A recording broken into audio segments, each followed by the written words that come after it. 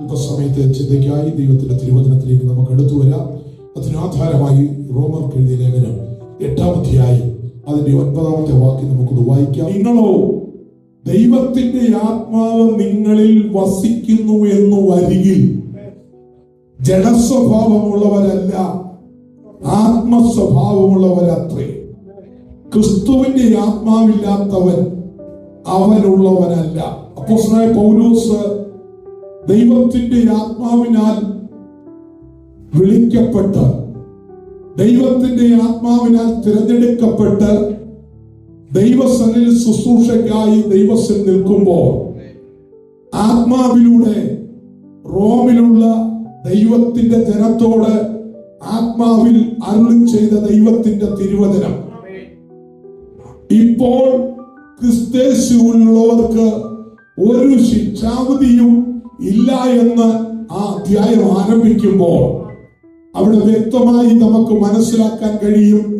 ഈ വചനം അന്ന് വിളിച്ചറിയിക്കുന്നത് രക്ഷിക്കപ്പെട്ട, സ്നാനപ്പെട്ട് ദൈവകൃപയിൽ നിൽക്കുന്ന ദൈവത്തിന്റെ ജനത്തോട് ദൈവത്തിന്റെ ആത്മാവ് വിളിച്ചു പറയുക, നിങ്ങളോ ദൈവത്തിന്റെ ആത്മാവ് നിങ്ങളിൽ വസിക്കുന്നു എന്ന് വരികിൽ. ദൈവത്തിന്റെ ആത്മാവ് വസിക്കുവാനായി ആമേൻ ദൈവം തിരഞ്ഞെടുത്തവരാണ് ദൈവത്തിന്റെ ജനം. അതിനായിട്ടാണ് ദൈവം നമ്മെ വിളിച്ചു വേർതിരിച്ച് ദൈവത്തിന്റെ മക്കളും അവകാശികളുമാക്കി തീർത്തത്. എന്തിനാണ്? ദൈവത്തിന്റെ ആത്മാവ് വസിക്കുവാനായി. ദൈവത്തിന്റെ ആത്മാവ് വസിക്കുന്നവരായി തീരണമെന്ന് ദൈവം ആഗ്രഹിച്ച് ദൈവത്തിന്റെ ദാസന്മാരോട് ദൈവത്തിന്റെ വചനം നമ്മെ വിളിച്ചറിയിക്കുന്നു. അപ്പോ നമ്മളിൽ വസിക്കേണ്ടത് ആരാണ്? ദൈവത്തിന്റെ ആത്മാവാണ്. ദൈവത്തിന്റെ ആത്മാവാണ് നമ്മൾ വസിക്കേണ്ടത്. ദൈവത്തിന്റെ ആത്മാവിൽ നാം വസിക്കുമ്പോൾ, ദൈവത്തിന്റെ ആത്മാവ് നമ്മളിൽ വസിക്കുമ്പോൾ നാം ആരിൽ വസിക്കുവാനിടയാകുന്നു? ദൈവത്തിലും ദൈവത്തിന്റെ ആത്മാവിലും വസിക്കുവാനിടയാകും.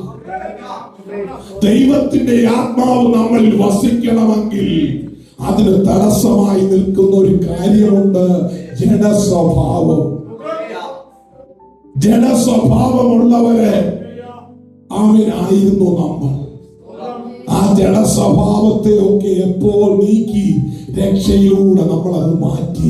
കർത്താവിന്റെ ക്രൂശിലെ രക്ഷയിലൂടെ ആ ജഡസ്വഭാവത്തെ ഒക്കെ മാറ്റിയപ്പോ ദൈവത്തിന്റെ ആത്മാവ് നമ്മളിൽ വരുവാൻ, ദൈവത്തിന്റെ ആത്മാവ് നമ്മളിൽ വസിപ്പാൻ ഇടയായെങ്കിൽ ആമേൻ പിന്നെയും ആ ജഡസ്വഭാവത്തിലേക്ക് പോകാനല്ല ദൈവം നമ്മെ കുറിച്ച് ആഗ്രഹിക്കുന്നത്. ആത്മാവിൽ തന്നെ, ആത്മാവ് നമ്മളിൽ ആത്മാവിൽ വസിച്ച് മുൻപോട്ട് പോകണമെങ്കിൽ ജഡസ്വഭാവമുള്ള ഇല്ലാത്തവരായി ദൈവസന്നിധി മുൻപോട്ട് പോകണമെന്ന് ഈ വചനത്തിന് നമ്മെ വ്യക്തമായി പഠിപ്പിക്കും. ദൈവത്തിന്റെ ആത്മാവ് നിങ്ങളിൽ വസിക്കുന്നുവെന്ന് വരികിൽ ജഡസ്വഭാവമുള്ളവരല്ല, ആത്മസ്വഭാവമുള്ളവരല്ല.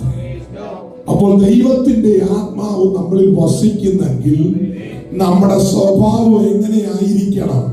ആത്മസ്വഭാവമുള്ളവരായിരിക്കും. ജഡസ്വഭാവമുള്ളവരായിരിക്കാൻ കഴിയരുത്. ഇന്ന് രാത്രി ദൈവത്തിന്റെ ആത്മാവ് എന്നിൽ വസിക്കുന്നെങ്കിൽ ആത്മസ്വഭാവമുള്ളവരാകണം. ആത്മസ്വഭാവമുള്ളവർക്ക് ദൈവത്തിന്റെ വചനത്തിന്റെ വിടുതൽ അവൻ പ്രാപിപ്പാൻ കഴിയത്തുള്ളൂ. ഇന്ന് രാത്രി അതുകൊണ്ടാണ് ആത്മാവിൽ പൗലോസ് വിളിച്ചു പറഞ്ഞ തിരുവചനം, അതേ ആത്മാവിൽ ഇന്ന് രാത്രി പരിശുദ്ധാത്മാവ് ദൈവസഭയോട് വിളിച്ചു പറയുന്നത്, ആത്മാവ് വസിക്കുന്ന, ദൈവത്തിന്റെ ആത്മാവ് വസിക്കുന്ന ദൈവവൈദ്യര്, നീ ആത്മസ്വഭാവമുള്ളവളാൽ, ആത്മസ്വഭാവമുള്ളവനാൽ ദൈവസഭയിൽ നിൽക്കണമെന്ന് ദൈവാത്മാവ് പറയും. ജഡസ്വഭാവമുള്ളവരാണ്, ആത്മസ്വഭാവമുള്ളവരത്രേ. ക്രിസ്തുവിന്റെ ആത്മാവില്ലാത്തവൻ അവനുള്ളവനല്ല. ജഡസ്വഭാവമുള്ളവർക്ക്, ജഡസ്വഭാവമുള്ളവരിൽ ദൈവത്തിന്റെ ആത്മാവിന് വസിക്കാൻ കഴിയത്തില്ല. ആ ജഡസ്വഭാവത്തെ മാറ്റിയത് ആരാണ്? കാൽവരി ക്രൂസിലെ യേശു ക്രിസ്തുവിന്റെ രക്തം അവൻ നമ്മെ കഴുകി ശുദ്ധീകരിച്ച ജഡസ്വഭാവത്തിൽ കടന്നവരായിരുന്നു, ജഡത്തിന്റെ പിടിയിൽ കടന്നവരായിരുന്നു, ജഡത്തിന്റെ ശക്തിയിൽ നാം കടന്നവരായിരുന്നു, ജഡത്തിന്റെ ചിന്തയിൽ കടന്നവരായിരുന്നു, ജഡത്തിന്റെ പ്രവൃത്തിയിൽ കടന്നവരായിരുന്നു. എന്നാൽ അവൻ യേശു ക്രിസ്തുവിന്റെ ക്രൂശ് മരണത്തിലൂടെ കാൽവരിലെ ക്രൂശിലെ രക്തത്താൽ യേശു ക്രിസ്തു എന്റെ സ്വഭാവത്തെ മാറ്റി, എന്റെ ജഡ സ്വഭാവത്തെ മാറ്റി എന്റെ ആത്മാവിനെ പകർന്നെങ്കിൽ, എന്റെ ഉള്ളിൽ ദൈവത്തിന്റെ ആത്മാവിനെ പകർന്നെങ്കിൽ എന്റെ സ്വഭാവം ആത്മാവിന്റെ സ്വഭാവമായിരിക്കണം. ആത്മാവിന്റെ സ്വഭാവമുള്ളവർ ആത്മാവിന്റെ ഫലങ്ങൾ പുറപ്പെടുവിക്കുവാൻ, ആത്മീയ ഫലങ്ങൾ ഉണ്ടാകുവാൻ ഇടയായിത്തീരുമെന്ന് ദൈവത്തിന്റെ വചനം ശക്തമായി ഇന്ന് രാത്രി വിളിച്ചു. ആത്മസ്വഭാവമുള്ളവരിൽ ആത്മാവിന്റെ ഫലങ്ങളുണ്ട്. ആത്മഫലങ്ങളില്ലാത്തതിന്റെ കാരണം ആത്മസ്വഭാവമില്ല. ജഡസ്വഭാവമാണെങ്കിൽ ദൈവാത്മാവിന് വസിക്കാൻ കഴിയത്തില്ല. ആമേൻ. ക്രിസ്തുവിന്റെ ആത്മാവില്ലാത്തവൻ അവനുള്ളവനല്ല. ജഡസ്വഭാവം ഉണ്ടെങ്കിൽ ഇന്ന് രാത്രി പറയട്ടെ, ക്രിസ്തുവിന്റെ ആത്മാവിന് വസിക്കാൻ കഴിയാതെ വരുന്നു. അതുകൊണ്ട് ഇന്ന് രാത്രി വചനം കേൾക്കുമ്പോൾ ദൈവമക്കൾ ചിന്തിക്കേണ്ട കാര്യം എന്താ? ഞാൻ ജഡസ്വഭാവമുള്ളവനായി ജീവിക്കേണ്ടവളല്ല, ജഡസ്വഭാവമുള്ളവനായി ജീവിക്കേണ്ടവനല്ല. എന്നിൽ ദൈവത്തിന്റെ ആത്മാവ് വസിക്കുന്നു. അതുകൊണ്ട് ഞാൻ ആത്മസ്വഭാവമുള്ളവനായി ദൈവസൻ നിൽക്കണം. എങ്കിൽ മാത്രമേ എന്റെ കർത്താവിന് എന്നിൽ പ്രവർത്തിപ്പാൻ കഴിയത്തുള്ളൂ. കർത്താവ് നമ്മളിൽ വസിക്കുന്നില്ല എങ്കിൽ എങ്ങനെ ദൈവത്തിന് പ്രവർത്തിപ്പാൻ കഴിയും? എങ്ങനെ ദൈവത്തിന് അത്ഭുതം പ്രവർത്തിക്കാൻ കഴിയും? ദൈവം അത്ഭുതം പ്രവർത്തിക്കണമെങ്കിൽ ദൈവത്തിന്റെ ആത്മാവ് നമ്മളിൽ വസിക്കണം. ദൈവത്തിന്റെ ആത്മാവ് നമ്മളിൽ വസിക്കണമെങ്കിൽ നാം ആത്മസ്വഭാവമുള്ളവരായിരിക്കണം. ജഡത്തിന്റെ ചിന്തയ്ക്ക് നാം വിട്ടുകൊടുക്കരുത്, ജഡസ്വഭാവത്തിന് നാം വിട്ടുകൊടുക്കരുത്, ജഡത്തിന്റെ പ്രവൃത്തികൾക്ക് നമ്മുടെ ആത്മീയ ജീവിതം വിട്ടുകൊടുക്കരുത്. ഇന്ന് രാത്രി വചനത്തിൽ നിന്ന് ഒരു തീരുമാനമെടുത്തിന്റെ ആത്മാവ് വസിക്കുവാൻ എന്നെ ദൈവം തെരഞ്ഞെടുത്തു. ഞാൻ ആത്മസ്വഭാവമുള്ളവനായി ദൈവസന്നിധി നിൽക്കും. അതാണ് കർത്താവ് നമ്മെ കുറിച്ച് ആഗ്രഹിക്കുന്നത്. ആത്മീയ ജീവിതം അതാണ് ദൈവം നമ്മെ കുറിച്ച് ആഗ്രഹിക്കുക. ഗലാത്യലേഖനം 4-ാം അധ്യായം അതിന്റെ 6-ാമത്തെ വാക്യം ചേർന്ന് ചിന്തിക്കാം. അങ്ങനെ നീ ഇനി ദാസനല്ല, പുത്രനത്രേ. പുത്രനെങ്കിലോ ദൈവഹിതത്താൽ അവകാശിയുമാകുന്നു. ദാസനായിരുന്നു. സ്വന്തം ജഡസ്വഭാവമുള്ളവരായി ജീവിച്ച നാളിൽ ആരായിരുന്നു? ദാസനായിരുന്നു. ഇവിടെ അവൻ ആരാക്കി മാറ്റി? പുത്രനാക്കി മാറ്റി. അവൻ സ്തോത്രം. സന്തോഷമുണ്ടോ ദൈവമക്കളെ? അവൻ സ്തോത്രം. കർത്താവ് നമ്മെ ആരാക്കി മാറ്റി? ദൈവത്തിന്റെ പൈതലാക്കി, ദൈവത്തിന്റെ പുത്രനാക്കി മാറ്റിയത് ദൈവത്തിന്റെ കരുണയൊന്ന് മാത്രമാ. എന്തിനാ ദൈവത്തിന്റെ പുത്രനാക്കി മാറ്റിയത്? അപ്പാ പിതാവേ എന്ന് വിളിക്കുവാൻ, അപ്പാ പിതാവേ എന്ന് വിളിക്കുവാൻ സ്വപുത്രത്തിന്റെ ആത്മാവിനെ ദൈവം നമ്മുടെ ഹൃദയങ്ങളിൽ അയച്ചു. അത് കണ്ടോ? സ്വന്തം പുത്രന്റെ ആത്മാവിനെ ആരിൽ അയച്ചു? ദാസനായിരുന്ന അവൻ, ഹല്ലേലൂയ, ജഡസ്വഭാവമുള്ളവനായിരുന്നവൻ, ജഡത്തിൽ ജീവിച്ചിരുന്ന എന്നെ, പാപത്തിൽ കടന്ന എന്നെ അവൻ ആരുടെ ആത്മാവിനെ അയച്ചു? സ്വന്തം പുത്രന്റെ ആത്മാവിനെ എന്റെ ഉള്ളിൽ തന്നുവെങ്കിൽ അവൻ അതെന്തിനാ തന്നത്? അപ്പാ പിതാവേ എന്ന് വിളിക്കുക, ദൈവമേ എന്ന് വിളിക്കുക, ആത്മാവ് ദൈവത്തെ സ്തുതിക്കുക, ആത്മാവ് ദൈവത്തെ ആരാധിക്കുക. എന്റെ ദൈവം എന്നെ വിളിച്ചു. ആ പുത്രന്റെ ആത്മാവിനെ എന്റെ ഉള്ളിൽ തന്നെങ്കിൽ ആ പുത്രന്റെ ആത്മാവ്, അവൻ പുത്രന്റെ സ്വഭാവം, ആത്മസ്വഭാവം എന്തായിരുന്നു? ആ സ്വഭാവം എന്നിലും അവൻ നമ്മളിലും ഉണ്ടായിരിക്കും. അതാ കർത്താവ് നമ്മെ കുറിച്ച് അപ്പാ പിതാവേ എന്ന് വിളിക്കുന്ന സ്വപുത്രന്റെ ആത്മാവിനെ ദൈവം നമ്മുടെ ഹൃദയങ്ങളിൽ അയച്ചു. അങ്ങനെ നീ ഇനി ദാസനല്ല, പുത്രനത്രേ. പുത്രനെങ്കിലോ ദൈവഹിതത്താൽ അവകാശി. കണ്ടോ? എത്ര വലിയ ഭാഗ്യ പദവി ദൈവം നമുക്ക് തന്നു. എങ്ങനെ തന്നു? ദൈവത്തിന്റെ ആത്മാവിനെ നമ്മുടെ മേൽ അയച്ച് നമ്മുടെ ഉള്ളിലാക്കി ഈ മന്ദിരത്തിനകത്ത് ദൈവത്തിന്റെ ആത്മാവിനെ ആക്കി രാത്രി പരിശുദ്ധാത്മാവ് പറയട്ടെ, ആമേ, സ്തോത്രം സ്തോത്രം. ശത്രുവിന്റെ പിടിയിൽ കിടന്ന നമ്മെ, ദുഷ്ടന്റെ അധീനതയിൽ കിടന്ന് എന്നെ, ആമേ, ദൈവം വിളിച്ചു വേർതിരിച്ചിട്ട് ദൈവം തന്ന പദവി എന്താ? ദൈവത്തിന്റെ പുത്രന്റെ ആത്മാവിന് എന്റെ ഉള്ളിൽ തന്നെങ്കിൽ നാം എത്ര ഭാഗ്യമുള്ളവരാ. ലംഘനം ക്ഷമിച്ചു പാപം മറച്ചു കിട്ടിയ മനുഷ്യൻ ഭാഗ്യവാ. എന്താ ഭാഗ്യപദവി ലഭിച്ചതിന്റെ കാരണം? സ്വന്തം പുത്രന്റെ ആത്മാവിന് എന്റെ ഉള്ളിൽ തന്നു. അപ്പാ, പിതാവേ എന്ന് വിളിച്ചുകൊണ്ട് ആത്മാവിൽ ദൈവത്തെ ആരാധിക്കുക, ആത്മാവിൽ ദൈവത്തെ മഹത്വപ്പെടുത്തുക. സ്വർഗം നമ്മെ ഇടയാക്കിയെങ്കിൽ അത് നമ്മുടെ കഴിവോ മിടുക്കോ ഒന്നുമല്ല, ദൈവത്തിന്റെ കരുണയോ. അതുകൊണ്ട് ജനസ്വഭാവമുള്ളവരാകാതെ, ജനത്തിന്റെ പ്രവർത്തികൾക്ക് അവൻ കൂട്ടുനിൽക്കാതെ, ജനത്തിന്റെ ചിന്തകളെ നമ്മുടെ ജീവിതത്തിൽ മാറ്റി നിർത്തി ആത്മസ്വഭാവമുള്ളവരാ ഈ നാളുകളിൽ മുൻപോട്ട് പോകണം. അതാണ് ഇന്ന് രാത്രി ഈ വചനത്തിലൂടെ ദൈവത്തിന്റെ ആത്മാവ് നമ്മളോട് പറയും. നാം ജഡത്തിൽ ജീവിക്കുക, പക്ഷെ നമ്മളിൽ ജഡത്തിന്റെ സ്വഭാവമല്ല, ആത്മാവിന്റെ സ്വഭാവമുള്ളവരെ. കാരണം നാം ആരാ? ദൈവഹിതത്താൽ അവകാശികൾ, ദൈവത്തിന്റെ ഇഷ്ടത്താലുള്ള അവകാശികൾ. സ്തോത്രം. ദൈവഹിതത്താലുള്ള ദൈവത്തിന്റെ അവകാശികൾ. അപ്പോൾ നമ്മൾ ആരുടെ സ്വഭാവമായിരിക്കണം? ആത്മാവിന്റെ സ്വഭാവം. ഇന്ന് രാത്രി നമ്മളിലുണ്ടോ? നമ്മളിൽ അതുണ്ടോ? ജഡത്തിന്റെ സ്വഭാവം അതിന് തടസ്സമായി നിൽക്കുക, ജഡത്തിന്റെ പ്രവർത്തികൾ അതിന് തടസ്സമായി നിൽക്കുക. ജഡികമായി ചിന്തിക്കുന്ന, ജഡികമായി കാണുന്ന, ജഡികമായി പ്രവർത്തിക്കുന്ന പ്രവർത്തികളും കാഴ്ചകളും ചിന്തകളും ഇന്ന് രാത്രി ദൈവവചനത്തിന്റെ മുമ്പാകെ മാറ്റി നിർത്തി ഇന്ന് രാത്രി നാം ചിന്തിക്കേണ്ട കാര്യം, ദൈവഹിതത്തോ ഞാൻ ദൈവത്തിന്റെ അവകാശിയ, ദൈവത്തിന്റെ അവകാശിയ, ആ അവകാശത്തിന്റെ കീഴിലുള്ളതാണ്. സ്വോത്രം. കർത്താവ് നമ്മെ വിളിച്ചു വേർതിരിച്ചു. അവൻ ദൈവത്തിന്റെ ആത്മാവിനെ എന്നിലാക്കി, ദൈവത്തിന്റെ പുത്രന്റെ ആത്മാവിനെ എന്നിലാക്കിയെങ്കിൽ അത് ദൈവത്തിന്റെ കരുണയാ. 1 കൊരിന്ത്യർ 3-ാം അധ്യായം 16-ാമത്തെ വാക്യം വായിച്ചാട്ടെ. നിങ്ങൾ ദൈവത്തിന്റെ മന്ദിരമെന്നും ദൈവത്തിന്റെ ആത്മാവ് നിങ്ങളിൽ വസിക്കുന്നുവെന്നും അറിയുന്നില്ലയോ?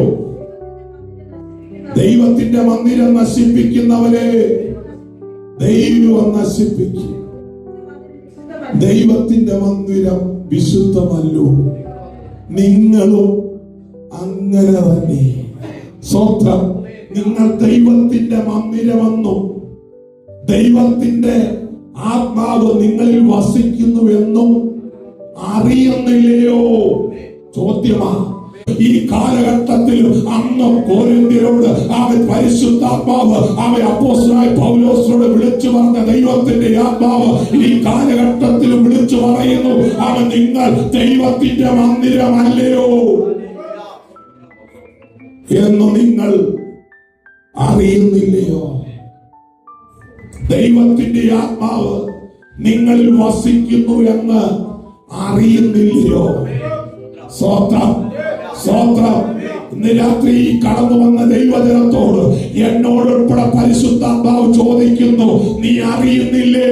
നിന്നെ ആമെ വിളിച്ചു വേർതിരിച്ചത് ദൈവത്തിന്റെ ആത്മാവ് വസിക്കുക. നിന്റെ മന്ദിരം ദൈവം തിരഞ്ഞെടുത്തു. ആ മന്ദിരത്തിൽ ദൈവത്തിന്റെ ആത്മാവ് വസിക്കുന്നുവെന്നും ആമെ ദൈവത്തിന്റെ ആത്മാവ് ആമെ നിന്റെ മന്ദിരത്തിൽ വസിക്കുന്നുവെന്ന് നീ അറിയുന്നുണ്ടോ? സ്വോത്രം. സ്വോത്രം. ആത്മസ്വഭാവമുള്ളവർക്ക് അതറിയാൻ കഴിയത്തുള്ളൂ. ആത്മസ്വഭാവമുള്ളവർ അതറിഞ്ഞുകൊണ്ട് ദൈവത്തെ മഹത്വപ്പെടുത്തും. ജഡസ്വഭാവമുള്ളവർക്ക് ആമെ പലപ്പോഴും അതറിയാൻ കഴിയത്തില്ല. ആമെ പലരും മറക്കുക.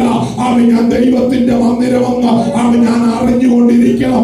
ആമെ ഈ മന്ദിരത്തിൽ ദൈവത്തിന്റെ ആത്മാവ് വസിക്കുന്നുവെന്ന് ഞാൻ അറിഞ്ഞ് മുൻപോട്ട് പോകണമെങ്കിൽ ഞാൻ ആത്മസ്വഭാവമുള്ളവനായിരിക്കണം. എങ്കിൽ മാത്രമേ എനിക്കൊരറിവുള്ളൂ. ഞാൻ ദൈവത്തിന്റെ മന്ദിരമെന്നും ഈ മന്ദിരത്തിൽ ദൈവത്തിന്റെ ആത്മാവ് വസിക്കുന്നുവെന്നും അറിയാൻ കഴിയത്തുള്ളൂ. ജഡസ്വഭാവം നമ്മളിൽ വന്നാൽ ജഡസ്വഭാവത്തിൽ നാം പെട്ടുപോയാൽ നാം മറന്നുപോകും നാം എവിടെയാണ്. നമ്മുടെ ഉള്ളിൽ ആരാണെന്നുള്ള അറിവ് നമ്മളിൽ നിന്ന് നഷ്ടപ്പെട്ടു പോകും. അത് നാശത്തിലേക്ക് എത്തുവാനിടയാകും. സന്തോഷമുള്ള ദൈവമക്കളെ, ആ ദൈവത്തിന്റെ മന്ദിരം നശിപ്പിക്കുന്നവരെ ദൈവം നശിപ്പിക്കും. ദൈവത്തിന്റെ മന്ദിരം വിശുദ്ധമല്ലോ. നിങ്ങളും അങ്ങനെ തന്നെ കേട്ടോ. ദൈവത്തിന്റെ മന്ദിരം നശിക്കപ്പെടാൻ കാരണം എന്താ? പലരും രക്ഷിക്കപ്പെട്ട് സ്നാനപ്പെട്ട് ദൈവത്തെ ആരാധിക്കാൻ കഴിയാതെ ജനത്തിന്റെ പ്രവർത്തികൾക്ക് കൂട്ടുനിൽക്കുന്ന നിമിത്തം, ജനത്തിന്റെ പ്രവർത്തികൾ കൂട്ടുപിടിച്ചുകൊണ്ട് മദ്യത്തിനും മയക്കുമരുന്നിനും അടിമകളായി മാറുന്ന കാരണം അവർ നശിപ്പിക്കുന്നത് ആരെയാ? ദൈവത്തിന്റെ മന്ദിരത്തെ നശിപ്പിക്കുക. അങ്ങനെയുള്ളവരെ ആര് നശിപ്പിക്കും? ദൈവം നശിപ്പിക്കും. കാരണം ദൈവത്തിന്റെ മന്ദിരം വിശുദ്ധമാ. ആ മന്ദിരം വിശുദ്ധമാ. അത് വിശുദ്ധിയോടെ കൊണ്ടുപോകേണ്ടത് ദൈവത്തിന്റെ സന്നിധി. ആത്മസ്വഭാവമുള്ളവർക്ക് അത് വിശുദ്ധമായി കൊണ്ടുപോകുക, വിശുദ്ധിയോടെ കാത്തു സൂക്ഷിക്കുക, വിശുദ്ധമായി കൊണ്ടുപോകാൻ കഴിയത്തുള്ളൂ. മനസ്സിലായോ?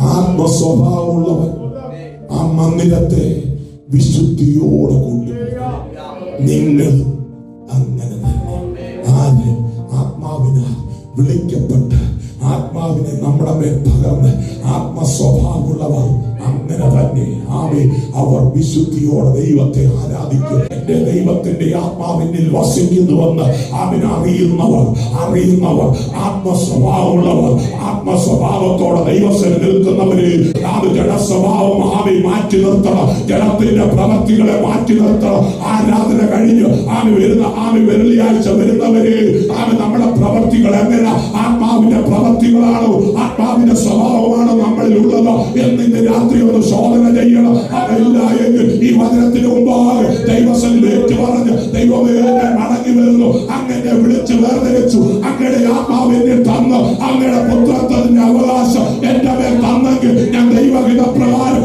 ദൈവത്തിന്റെ അവകാശിയ. എന്റെ ആത്മസ്വഭാവം ഉണ്ടാകണം. ഞാൻ ആത്മീയ സ്വഭാവമുള്ളവരാ കർത്താവിന് വേണ്ടി നിൽക്കണം. അപ്പോൾ ഈ വിശുദ്ധ മന്ദിരമാണ്. ഈ മന്ദിരം മാറും. അങ്ങനെ വിശുദ്ധിയോടെ ആരാധിക്കുന്ന ദൈവമക്കളുടെ ആരാധനയിൽ ദൈവം പ്രസാദിക്കും. അവരുടെ പ്രാർത്ഥന സ്വർഗ്ഗം കേൾക്കും. അവരുടെ ആരാധന ദൈവം പ്രസാദിക്കും. അവരുടെ സ്തോത്രത്തിൽ ദൈവം പ്രസാദിക്കും. അങ്ങനെയുള്ളവർ സന്ധ്യയെങ്കിൽ പ്രാർത്ഥനയോടെ താഴ്മയോടെ ദൈവത്തിലേക്ക് അടുത്തു വരാം. അത് കർത്താവ് നമ്മെ സഹായിക്കട്ടെ.